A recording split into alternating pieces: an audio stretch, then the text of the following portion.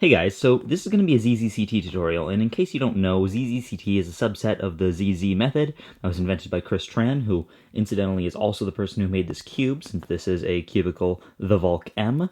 He magnetized it for the cubicle. I just thought that was an interesting thing to point out at the start of this. Anyway, this method being a subset of the ZZ method, you're going to need to know ZZ before you can start learning CT, so if you don't know ZZ, go ahead and learn that first, then come back here. Alright, now that you know ZZ, I will explain to you what the difference between ZZ and ZZCT is. So, I mean, ZZ technically on its own isn't a method, but when most people think of ZZ, they think of ZZA, which is this. Start with a scrambled cube. Solve your EO line.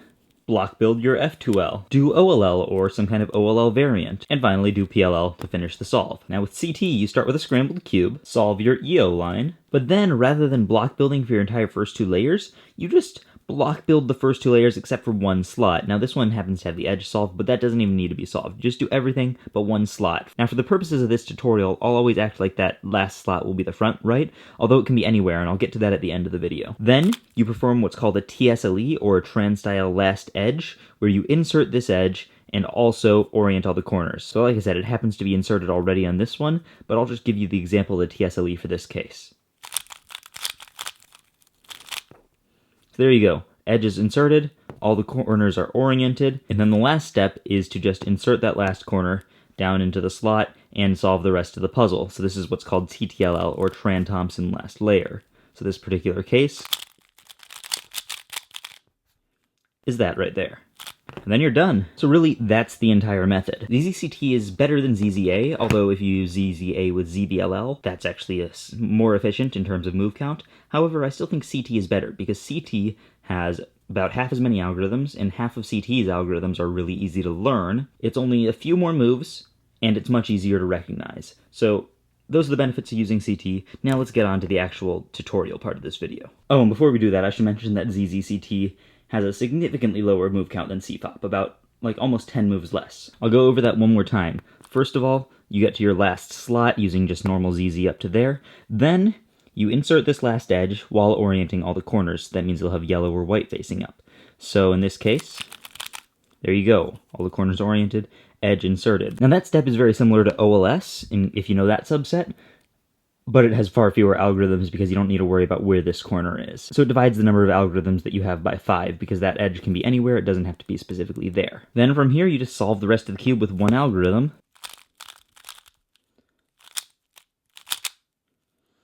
And you're done. So that's the tutorial. There you go. Now you know how to do ZZCT. I'm not going to go over all the algorithms because there are about 200 of them. But don't let that scare you, because all of the TSLE algorithms are very short. They're at most a combination of 3 triggers, and a trigger being something like RU R' or RU prime R' or RU2 R'. Those are the 3 basic triggers, and all of the cases, except for 2 or 3, can be solved just using those 3 types of triggers in at most 3 different combinations. So for example, this case right here with just one corner flipped, edge already in the spot, corner facing out right there, this case can be solved with RU prime R', U, RU R', U, RU prime R'. And they're all really simple like that. So those ones, you honestly don't have to memorize the whole algorithm. You can just memorize how it starts and then be able to figure out how it finishes.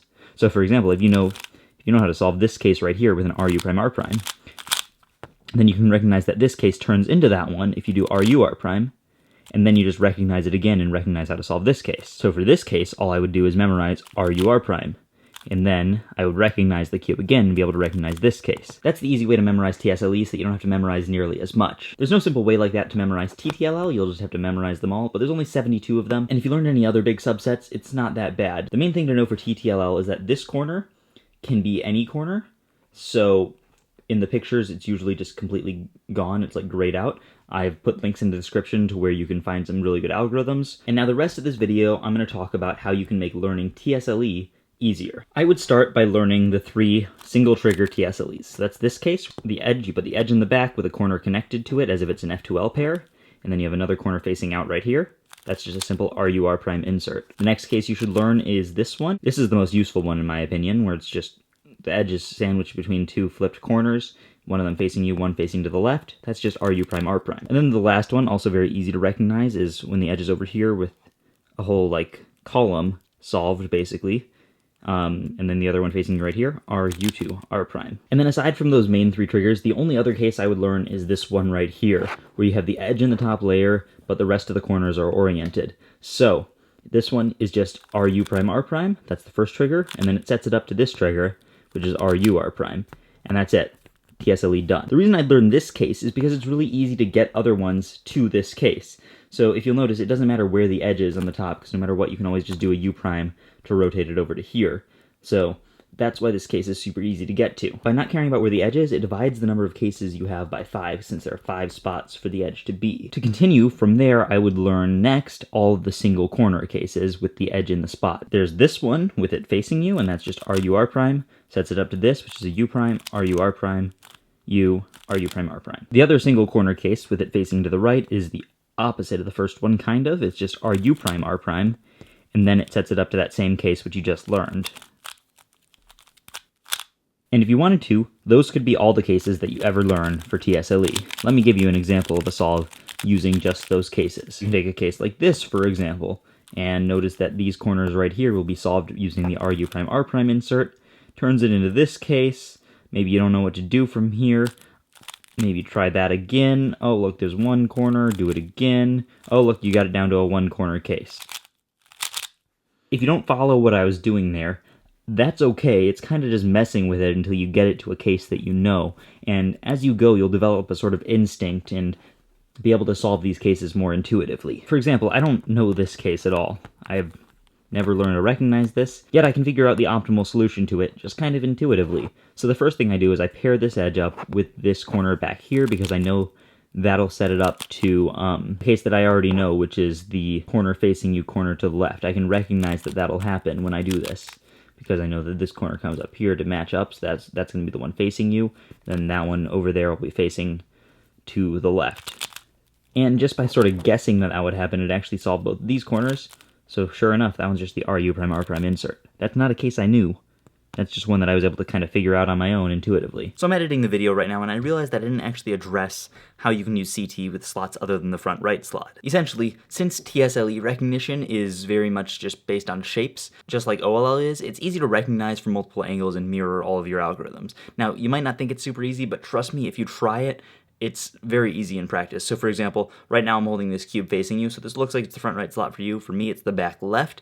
I can very easily mirror the algorithm that I know for this TSLE and modify it for the back left slot, as you can see I just did.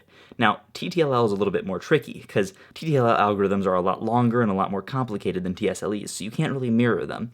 Instead, what you can do, though, is use D turns to bring the piece that you're solving into the front right. So, like I said, this is in the back left for me, so I do a D2 to bring it to the front right. Then from this angle, I recognize the TTLL, and I can solve that just like a normal TTLL. Then I just do a D2 at the end to fix it, so it would go like this. And then I also sometimes will use like UW2, and that's just because of the way I'm gripping the cube. It's easier to do that than with a D. Anyway, back to the video. So that's about it for this tutorial. I didn't necessarily say too much about how to do the method itself. That's because a lot of it's just learning algorithms. If you learn those in the order that I talked about, hopefully it should make it a lot easier for you. So thanks for watching, and I'll see you on Friday.